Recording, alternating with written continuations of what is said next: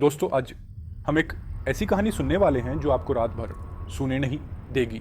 आज हम बात करेंगे कमापिशिनी के उस पहेली के बारे में जो सिर्फ एक गांव में ही नहीं बल्कि कई लोगों की जिंदगी में एक राज बनकर छुपी हुई है। रवि एक नया नौजवान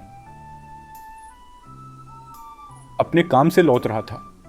उसने आज ही गांव के बाजार में कमापिसाचिनी के किस्सों के बारे में सुना था और मन ही मन उसने इसे एक कहानी समझ के भूला दिया था। रात का सन्नाटा थोड़ा और गहरा हो चुका था। तभी रावी को लगा जैसे कोई आवाज उसके कान में पड़ी हो, हल्की सी चीख, एक बेचैन सा शोर। पर जब उसने पीछे देखा तो सिर्फ अंधेरा था। रवि, तुम्हें नहीं पता यहाँ के रात के राज के बारे में। वो कमापिसाचिनी, वो शायद सिर्फ एक कहानी नहीं है। रवि हंस दिया और बोला, ऐसे किस्सों में क्या रखा है? पर गांव वाले जानते थे कि जो चीज रात को निकलती है वो किसी भी कहानी से कहीं ज्यादा भयानक है। रवि का दिल अब थोड़ा तेज धड़क रहा था। उसे एक और आवाज सुनाई दी, इस बार थोड़ी ज्यादा साफ, जैसे कोई उसका नाम लेकर बुला रहा हो।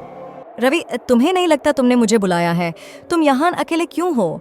उसने धीरे से रावी का नाम लिया, जैसे वो उसका इंतजार कर रही थी।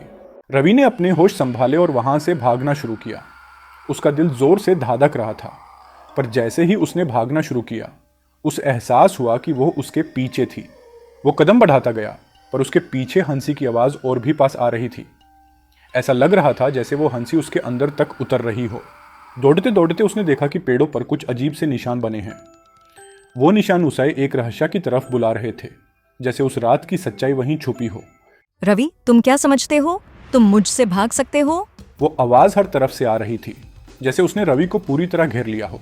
रवि के हौसले अब टूटने लगे थे। वो गिर पड़ा और उसके आसपास सिर्फ वो चेहरे की तस्वीर थी जो उसे अंधेरे में घूरती थी।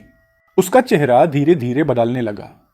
आंखों में खून जैसी लाल रंग की चमक, होठ एक अजीब सी स्माइल में बिखेर रहे थे। रवि ने जोर से चीख मारने की कोशिश की, पर उसकी आवाज रात के अंधेरे में दब गई। उसका आखिरी चीख वही अंधेरे में खो गया। आज भी लोग कहते हैं कि रात में वाहन से हंसी की आवाज सुनाई देती है। लोग कहते हैं कि वो चीज आज भी किसी नए शिकार का इंतजार कर रही है।